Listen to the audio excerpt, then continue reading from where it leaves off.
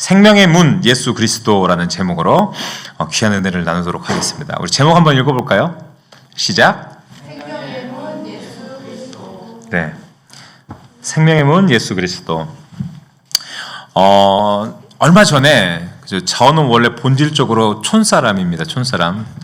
어촌에 살았으니까 목포는 촌사람인데 서울에 갔어요. 서울에 가니까 되게 신기한 것은 이게 지하철 탈 일이 자주 없잖아요. 지하철을 타려고 보면은 사람들이 전부 다 귀에 무선 이어폰이나 각자 이어폰들 끼고 스마트폰 하고 있더라고요. 그런 모습을 좀 볼 수 있었는데요. 그 모습을 이렇게 가만히 보니까 좀 신기하기도 했어요. 언제부터 그런 모습이 되었나라는 생각이 들었어요. 이렇게 스마트폰 보면서 주위의 시선은 아랑곳하지 않고 그냥 나만의 세상에 이렇게 들어가 있는 그런 모습 있잖아요.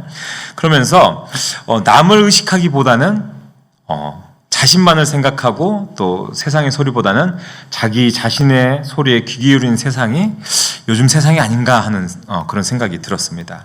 어떤 기자가 그래서 시험을 한번 했대요. 실험을. 어떤 실험이냐면 출근길 지하철에서 이어폰을 낀 사람 10명에게 말을 걸었다고 하네요. 말을 걸었는데 놀랍게도 단 한 사람도 대답하지 않았다고 합니다. 그죠? 대답 안 하겠죠. 그죠? 이것은 보니까 그래도 누군가 한 명은 대답할 줄 알았는데 정말 한 명도 대답하지 않으니까 이 기자가 되게 놀랐다고 그래요. 그래서 그 지하철 실험의 대상자였던 10명의 그 사람들이 세상의 소리와 음악은 듣고는 있지만 사람의 음성은 잘 듣지 못하나 보다라는 그런 생각을 했다고 하더라고요. 예수님께서 오늘 우리가 살펴본 요한복음에 보면요, 뒤에 보면 10장 27절에 내 양은 내 음성을 듣는다라고 말씀을 하시거든요. 오늘날 우리는 많은 정보의 소음 속에서 하나님의 음성을 잘 들을 수 없는 영적인 그 청각을 잃어가고 있는 것 같아요. 이 영적 청각을 잃어가고 있는 것 같아요. 우리가 목자의 음성을 잘 들으려면 어떻게 해야 돼요? 그죠? 우리가 꽂고 있는 이 이어폰, 헤드셋 이런 것들 좀 빼고 하나님 말씀에 좀 집중해야 하지 않겠습니까?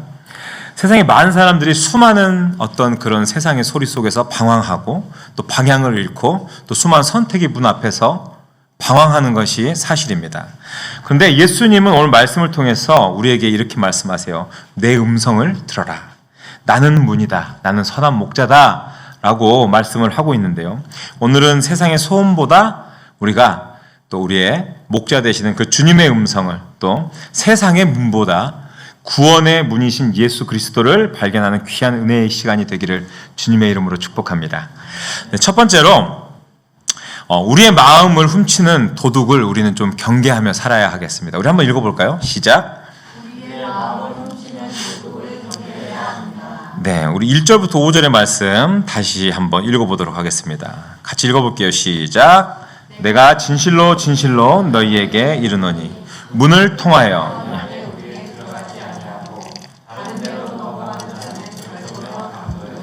문으로 들어가는 이는 문지기는 그를 위하여 문을 열고 듣나니 그가 자기 양의 이름을 각각 불러 인도하여 내느니라.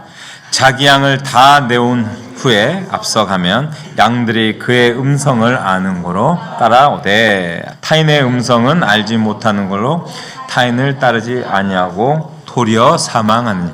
아멘. 네. 이 요한복음 10장 전체를 보면요, 이전에 이제 성전에서 유대 지도자들이 예수님께 시비를 걸고 있었던 그 상황에서 이어지고 있습니다.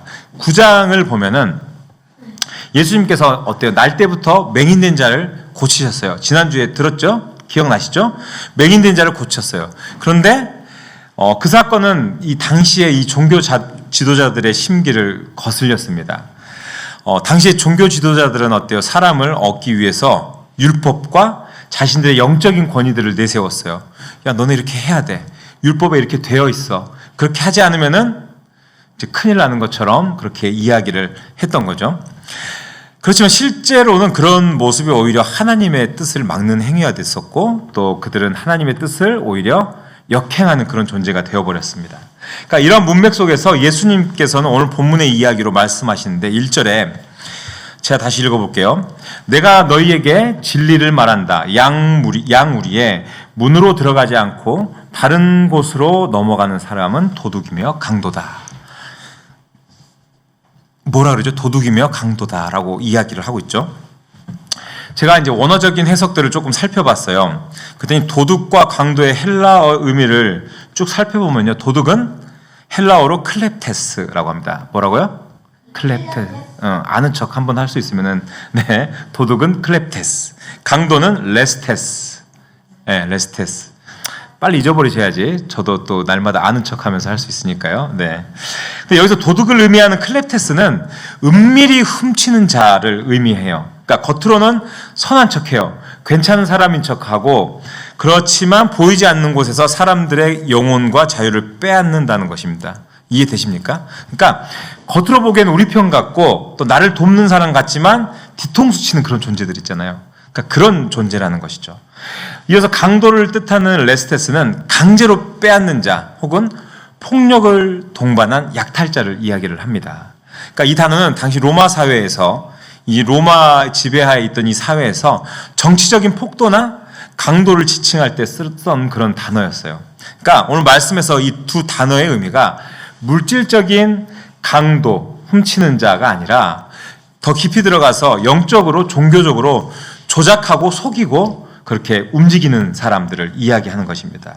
그래서 문을 통하지 않고 들어온 자는 예수님의 권위 없이 하나님의 양을 자기 이익을 위해서 이용하는 자들. 그러니까 다시 말해서 그 당시에 바리새인들과 종교 지도자들을 이렇게 예수님께서 말씀하셨다라는 것이죠. 그렇다면 여러분, 우리의 지금 여러분들의 양의 우리와 문은 무엇을 말하겠어요? 잘 생각해 보세요. 그러니까 양 우리는 공동체, 믿음의 영역들을 이야기합니다. 우리가 있는 이 교회 공동체, 믿음의 영역들이죠. 양 우리와 같은 곳이에요. 그런데 그런 곳을 드나드는 합법적인 통로인 문을 통하지 않는다고 생각을 해보십시오. 그러니까 자기 마음대로 하나님께서 세우신 합법적인 믿음의 영역으로 다닌다. 지금이야 우리는 구원받은 백성들, 또 하나님의 복음 안에 있는 믿음의 또 공동체를 이렇게 세워가면서 그 안에서 우리의 신앙 고백과 또 우리의 삶의 변화들로 주님과 함께 살아가잖아요. 근데 그렇지 않고 교회 안에서 세상의 모습대로 살아가는 것은, 이것은 허용할 수 없는 또 어려운 부분이지 않습니까? 그래서 예수님께서 9절에서 이렇게 얘기하세요. 내가 문이니 누구든지 나를 말미암아 들어가면 구원을 받고 또는 들어가며 나오며 꼴을 얻으리라 라고 이야기를 하십니다. 그러니까 예수님이 자신이 바로 그 문이라고 하시면서 하나님의 나라로 들어가는 유일한 길이 예수님 당신이고 또 누구든지 이 문을 통해야만 양우리로 들어갈 수 있다고 하십니다. 그러니까 예수님을 미워하는 이 권위 높은 모든 영적 지도자나 또 교사라는 사람도 결국에는 반드시 이 문을 통과해야지만 결국에는 정말 정당하게 양우리로 들어갈 수 있는 사람들이라고 할 수 있는 거죠. 그런데 도둑과 강도는 어떻게 했다 그래요? 이 모든 과정들을 무시했다라고 합니다. 그러니까 자신들의 전통, 자신들의 경험, 자신들의 권위, 힘, 그런 것으로 사람들을 이끌고 야, 이게 문이야, 이게 구원의 문이야, 이걸 들어야 돼 라고 속이는 것이었어요. 근데 잘 살펴보면요, 그 길은 어때요? 문 밖의 길이고 결국은 양을 어디로 이끕니까? 세상의 파멸로 이끌어가는 문이었습니다. 도둑의 목적이 무엇이겠어요? 도둑의 목적. 도둑의 목적 10절에 이야기합니다. 같이 읽어볼까요? 시작. 도둑이 오는 것은 도둑질하고 죽이고 멸망시키려는 것뿐이요, 내가 온 것은 양으로 생명을 얻게 하고 더 풍성히 얻게 하려는 것이라. 네, 그러니까 결국에는 빼앗고 죽이고 멸망시키는 것이라고 예수님께서 말씀하세요. 빼앗고 죽이고 멸망시킨다. 그죠? 이 세 가지의 동사, 이 세 가지의 동사는 요한복음의 전형적인 대조되는 개념들이에요. 대조의 개념들이에요. 그래서 도둑질한다는 어떤 의미냐면 영혼의 자유를 빼앗는다는 의미가 이 안에 있습니다. 그러니까 하나님만을 의지하던 믿음을 흐리게 만드는 행위라는 것이죠. 그래서 세상의 조롱, 불안, 또 세상 사람들과의 어떤 비교, 이런 형태로 우리의 삶에 나타나는 것이죠.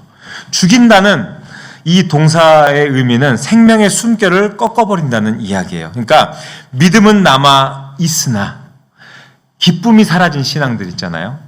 열심은 있는 것 같은데 은혜가 없는 어떤 봉사, 우리가 하는 그 사역들, 이런 것들이 이 단계를 이야기를 해요. 그리고 멸망시킨다라는 동사는 말 그대로 그 존재 자체를 파괴한다는 말이죠. 그러니까 거짓된 가르침이나 우리 마음에 들어오는 교만 같은 것들로 인해서 교회 내에서 우리가 정말 진정한 우리에게 맡겨진 사명들을 잃게 했을 때 어떻게 됩니까? 그 결과는 공동체 안에 생명력이 상실되는 것으로 나타나지 않겠습니까? 그래서 이 세 동사는 단순한 과정을 넘어서 영적 붕괴의 단계적인 그림을 보여주고 있어요. 이게 도둑이 하는 일들이에요. 우리가 신앙을 잃어갈 때 우리는 마음을 도둑 맞아요. 그렇죠? 우리가 마음이 약해지고 하나님에 대한 믿음이 약해질 때 우리의 마음은 도둑 맞아가는 거예요. 그리고 세상과 비교합니다. 이 시간 내가 교회 나와서 뭐 하는 짓이야. 내가 11조만 아껴도 정말 잘 살 수 있는데 뭐 이런 생각들이 들어와요. 그렇게 세상과 비교하면서 이렇게 힘들게 신앙생활 하느니 차라리 그냥 편하게 살자고 한탄하는 경우들이 생깁니다. 그러면서 그나마 남아있는 믿음은 교회 사역에서 어때요? 그러니 기쁘겠습니까? 기쁨을 잃어가고 또 그 기쁨이 빼앗기는 거죠. 또 은혜가 없는 자기의 의의 길로 자기의 의로 일을 하게 되는 것입니다. 그러면서 서서히 신앙인으로서 파멸의 길을 걸어갈 수밖에 없는 거죠. 여러분, 도둑은요 고대에 지금 이 바리새인들만을 지칭하는 것은 아닙니다. 오늘도 우리의 삶에서 다양한 방식으로 들어오고 있어요. 오늘날 우리의 마음을 훔치는 도둑이 과연 무엇이겠습니까? 한번 생각해 보십시오. 요즘 청년들은 그죠? 되게 힘들어해요. 특별히 SNS 같은 것들을 통해서 정말 이렇게 잘 나가고 또 멋진 모습들을 많이 이렇게 꾸며서 올려놓잖아요. 그러면서 비교하고 또 그런 것들로 인해서 난 뒤처지지 않나 하면서 불안해하고 있습니다. 그래서 나는 뒤처져서 이제는 다 틀렸어. 나는 늦었다. 장년들도 마찬가지예요. 다른 세상적으로 풍요로운 삶을 사는 사람들을 보면서 나는 이제 안 되겠다. 우리 가족들에게 나는 큰 힘이 될 수 없다라면서 체념하며 지쳐가는 것을 볼 수 있어요. 그러니까 우리 이 사회가 물질 만능주의 시대에 더 갖지 못하는 상실감과 또 믿지 않는 사람들의 세상적인 성공을 보면서 우리의 만족을 그 마음을 훔치고 SNS나 세상의 어떤 미디어나 시선들을 통해서 끊임없이 어때요? 그런 모습으로 나를 평가하게 하고, 그죠? 나를 비판하게 하고, 또 비교하게 하는 모습으로 세상은 우리의 정체성, 그리스도인의 정체성을 빼앗아가고 있습니다. 예수님을 믿는 것이 어쩌면 가치가 없는 게 아닌가라는 생각이 이 속으로 파고들게 하는 것이죠. 또한 형식적 신앙으로서 그래 내가 교회는 다녀 열심히 다니는 거야 라고 그런 모습은 보여주지만 진짜 예수님을 사랑하느냐라고 하면 그렇지 않다라는 거죠. 예수님을 구원의 주로 인정하는 게 아니라 그저 우리의 배경이 되는 것이죠. 제가 아는 어떤 집사님은 큰 교회 다니는 게 본인의 배경이 되더라고요. 굉장한 간판이 되고 나 이런 큰 교회 집사야 라고 이야기를 하더라고요. 그러니까 껍데기만 화려한 그 교회라는 그 양 우리 안에 들어가는 것이 아니라 양 우리의 주위만 맴도는 그런 인생으로 생명 없는 인생을 살아가는 거예요. 제가 예전에 흑산도에 갔어요. 가두리 양식장이 엄청 많아요. 근데 치어 때 여기다가 양식장에다 얘네를 풀었는데 풀면서 바다 한가운데 양식장을 만들어 놓으니까 물고기들이 도망갔어요. 근데 사료를 매일 가두리에다 주면은 사료가 물 안에서 이렇게 퍼져나가면 어디로 갑니까? 양식장 밖에 있잖아요. 그러면 양식장 밖에 그 치어들이 도망가지 않고 계속 산다 그래요. 그러니까 결국은 그죠? 이 안에 갇혀 있는 자들 아니고 밖에 있는 물고기들이죠. 그렇지만 낚시하면은 밖에서도 잘 잡혀요. 그냥 어쩌면은 그런 모습인 것 같아요. 그 주위만 맴돌고 있는 그 주위를 벗어나지 못하는. 근데 진정 그 안에 들어가지 못하는 그런 모습이지 않나 싶어요. 우리가 그 교회 공동체 안에 진짜 하나님이 주시는 양식과 하나님이 공급해 주신 은혜를 누리면서 살아야 하는데 그 양 우리 안에 우리가 잊지 못하고 그 주위에 맴돌면서 그런 척 하면서 살아가고 있다라는 것이죠. 이렇게 도둑들은 보이지 않게 우리의 평안을 훔치고 기쁨을 죽이고 또 영적 생명을 약하게 만드는 것입니다. 그런데 예수님이 뭐라고 결론을 지으면서 말씀을 하세요? 같이 읽어볼게요. 다시 시작. 도둑이 오는 것은 도둑질하고 죽이고 멸망시키려는 것뿐이요 내가 온 것은 양으로 생명을 내가 온 것은 양으로 생명을 얻게 하고 더 풍성히 얻게 하려는 것이다 라고 말씀하고 있어요. 그러니까 도둑은 우리 안에 불안과 교만을 이용해서 잘못된 만족으로 때로는 속이고 또 좌절하게 하고 쓰러지게 하는데 예수님은 자신을 문이자 목자라고 세우시면서 우리를 살리기 위해서 애쓰는다고 이야기를 하십니다. 그렇기 때문에 우리가 결국 기억해야 하는 것은 세상에는 빼앗는 자와 살리는 자, 어떻게 보면 두 부류가 존재한다는 거예요. 그렇다면 여러분의 마음은 과연 누가 다스리고 계시냐고 질문하고 싶습니다. 누가 다스리고 계십니까? 어쩌면은 저는 그것이 신앙의 분기점이 되지 않나 생각해 봐요. 여러분들 한번 생각해 보시면서 이 시간 간절히 바라는 것은 우리의 마음과 신앙에 우리를 속이며 또 빼앗고 죽이고 또 멸망시키기 위해서 애쓰는 세상의 그 많은 것들에 현혹되지 않기를 바랍니다. 그래서 우리의 오직 생명 되시는 생명의 문이 되시는 예수님만 붙들고 또 예수님만이 나의 인생의 주인 되심을 고백하고 믿고 의지하는 저와 여러분들의 삶이 되시기를 주님의 이름으로 축복합니다. 아멘. 네, 두 번째입니다. 두 번째는 예수님은 우리를 생명의 문으로 초청하셨다라는 것이죠. 자, 우리 9절 말씀 한번 읽어보겠습니다. 시작. 내가 문이니 누구든지 나로 말미암아 들어가면 구원을 받고 또는 들어가며 나오며 꼴을 얻으리라. 네, 예수님이 뭐라고 그랬어요? 나는 문이다. 누구든지 나로 말미암아 들어가면 구원을 얻는다. 또 들어가며 나오며 꼴을 얻는다. 이 문이라는 표현이 헬라어로 뒤라라는 단어거든요. 근데 통로, 거기 더 깊이 들어가면 유일한 문, 유일한 길 이런 것을 의미해요. 유일한 길이다. 그러니까는 예수님이 유일한 길이다라고 이야기를 하시는 거예요. 여러분들 남자들이요, 여기 남자가 몇 명 없는데 남자들이 세상을 살아가면서 가장 말을 잘 들어야 하는 여자가 3명 있대요. 집사님 아십니까? 첫 번째 어머니. 네. 어머니 말 잘 들어요? 안 듣는 것 같은데. 두 번째 아내, 결혼하면 아내의 말을 잘 들어야 된대요. 세 번째 누군지 아시죠?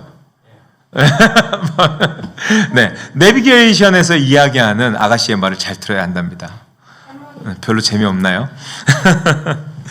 한 번쯤 겪는 일이실 건데 운전하다가 예를 들어서 제가 이렇게 길을 가야 돼요. 길을 가야 되는데 뭐 이렇게 다른 생각하다 그 길을 놓치고 지나갈 때가 있어요. 그러면 내비게이션에서 경로를 이탈하셨습니다 하면서 새로운 길을 가르쳐줘요. 그렇죠? 맞잖아요. 그죠? 근데 예를 들어서 내비게이션이 당신은 왜 내 말을 안 듣고 길을 잘못 알아들으십니까? 당신 알아서 찾아가십시오. 이렇게 되면 말 안 하잖아요. 그죠? 그러니까 내비게이션이 지성이 있어서 내가 길을 가르쳐 주는데 왜 너 마음대로 가느냐라고 이야기하지 않잖아요. 내비게이션은 정말 친절합니다. 그러니까 틀리면 틀릴 때마다 어때요? 아마 제 아내가 운전하면 제가 옆에서 이쪽으로 가! 왜? 빨리 끼어들어! 막 이러니까는 막 길을 안 두고 혼자 가거든요. 네. 근데 화내죠, 옆에서. 근데 내비게이션은 그렇지 않다라는 거죠. 네, 그냥 늘 친절하게 안내를 해주고 잘 가르쳐 준다라는 거죠. 저는 약간 그런 생각을 해요. 예수님이 우리에게 하시는 말씀도 때로는 그렇지 않나라는 생각도 들어요. 그러니까 예수님께서 우리의 삶에서 실수와 잘못이 있을 때 너 이 새끼 너 왜 이렇게 했어? 이렇게 하시나요? 그렇게 하지는 않으시는 것 같아요. 너 내 말 안 듣고 그렇게 됐으니까 그래 너 죽어. 그래 너 지옥 가. 라고 하십니까? 그렇지 않으신다라는 거죠. 너는 그런 실수와 잘못을 온 세상 사람들이 알아야 되고 너는 좀 수치와 창피를 좀 당해봐야 돼. 너 그래야 다시는 그렇게 안 살아. 라고 하나님이 우리를, 예수님께서 그렇게 우리를 몰아붙이십니까? 그럼 그렇지 않다라는 거예요. 그렇게 질책하지 않으신다라는 거예요. 주님께서는 우리의 실수와 잘못을 이렇게 들추어내기보다, 그걸 질책하기보다 다시 돌아갈 길을 열어주시는 그런 분이지 아니십니까? 그런 분이시죠? 그러니까 여러분 신앙은 완벽함에 이르는 길이 아닌 것 같아요. 신앙은 완벽함에 이르는 길이 아니라 항상 예수님이라는 그 문을 통해서 다시 들어가는 삶이라고 이야기를 하고 싶습니다. 우리는 늘 부족하고 때로는 작은 것에 걸려 넘어지고 그 자리에서 일어나지 못하고 막 징징 짜기도 하고 너무 힘들어하는 게 우리의 모습입니다. 그런데 그럴 때마다 주님께서는 조금만 힘을 내서 예수 그리스도라는 그 문을 우리를 통과하게 하시고 또 통과할 때마다 어때요? 우리 삶의 모든 것들을 역전시켜 주시는 분이 우리 주님이십니다. 우리의 실패를 용서로 바꿔주시고 잘못된 방황을 올바른 방향으로 바꿔주신다는 것이죠. 혹시 지금 여러분의 신앙과 마음은 어떠십니까? 네. 혹여라도 또 그런 분들이 있어요. 또 혼란스럽고 두려움 속에서 마음이 잠겨 계시는 분들도 있다는 거죠. 그렇다면 여러분 예수 그리스도라는 생명의 문, 구원의 문인 그 주님 곁에 머물러 보시기를 좀 더 가까이 계시기를 주님의 이름으로 축복합니다. 아멘. 그래서 예수 그리스도라는 그 문을 우리가 날마다 통과하면서 우리의 표정과 우리의 삶이 변하는 그런 역사를 경험할 수 있기를 바랍니다.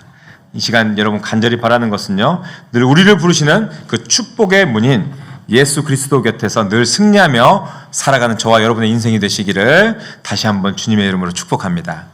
세 번째입니다. 세 번째. 빠르지 오늘 하유나?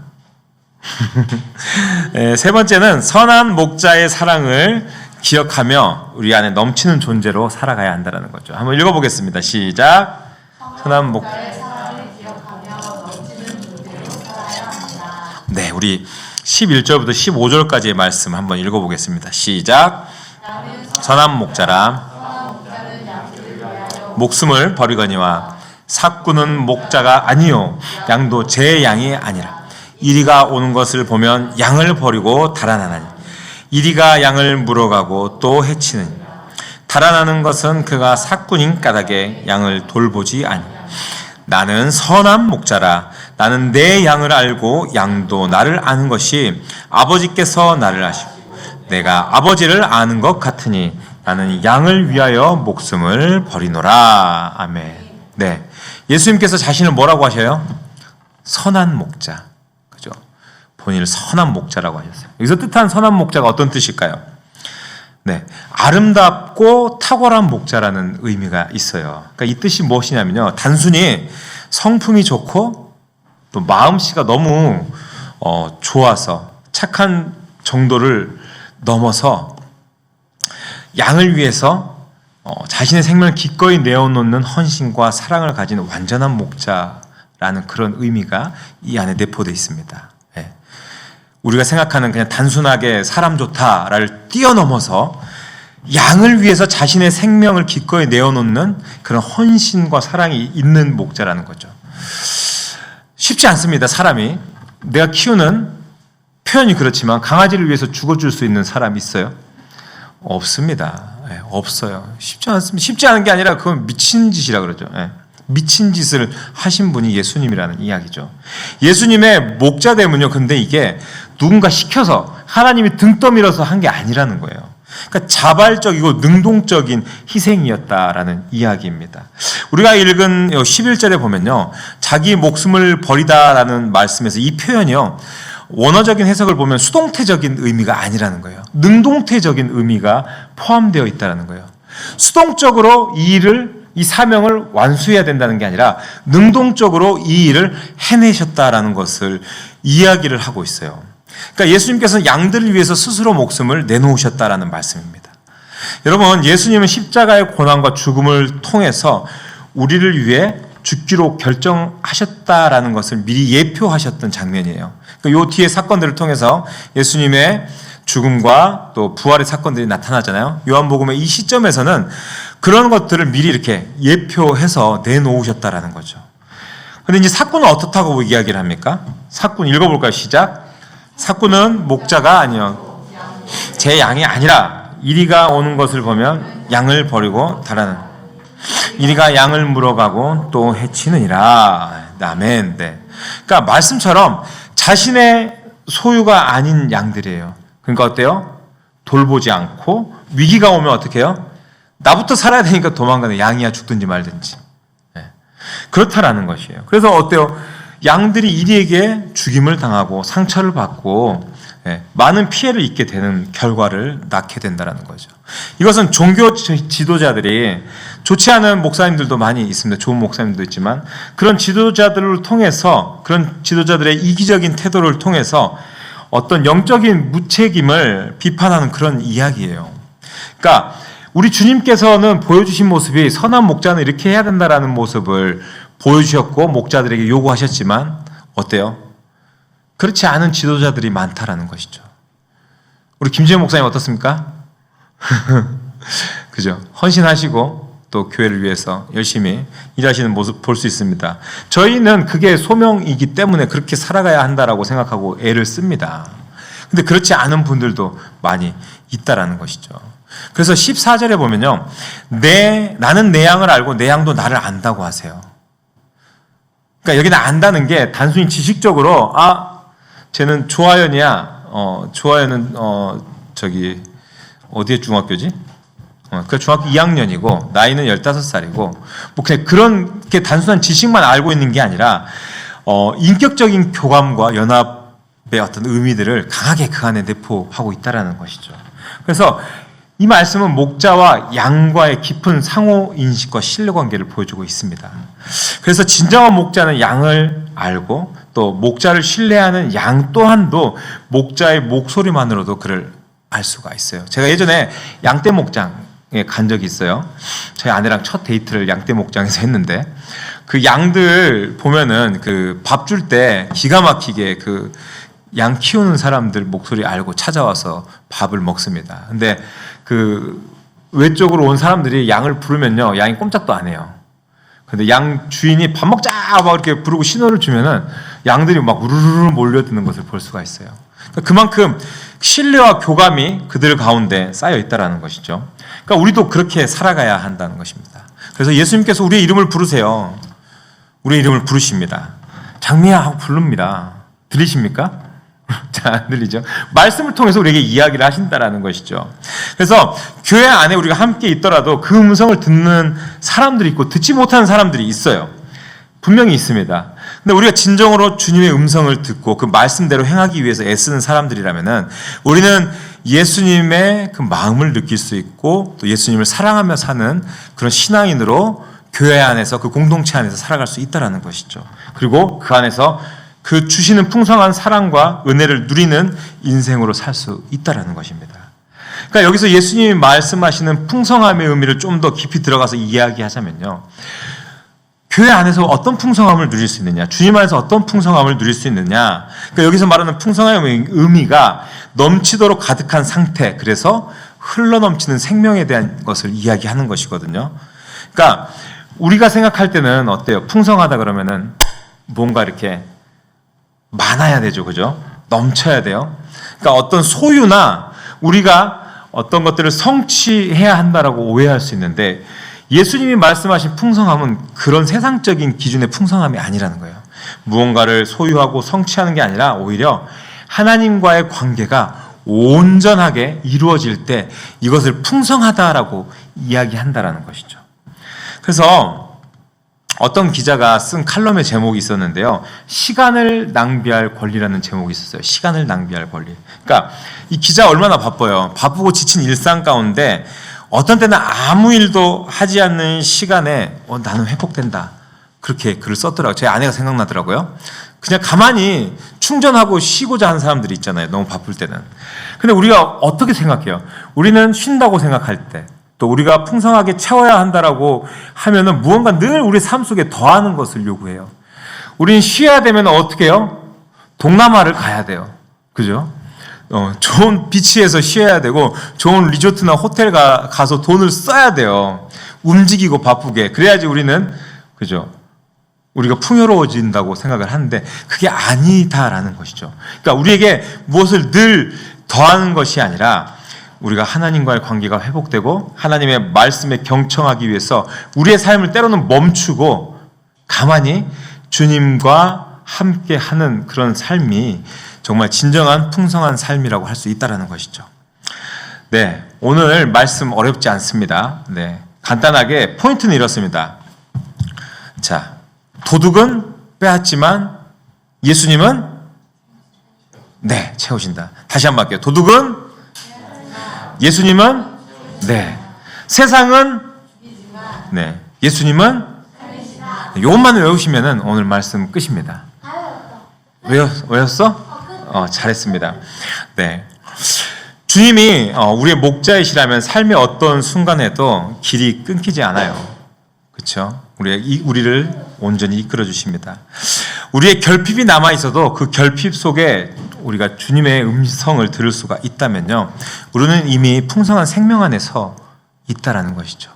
우리의 삶이 좀 고달프고 세상적인 풍요를 누리지 못한다고 할지라도 예수님 믿는 사람들이 풍성함으로, 기쁨으로, 감사함으로 그렇게 살아갈 수 있는 것은요, 주님께서 또 말씀으로, 또 우리 그 삶의 관계 안에서 예수님께서 나와 동행하신다는 그 기쁨을 누릴 수 있기 때문에 풍성하게 살 수가 있는 것입니다.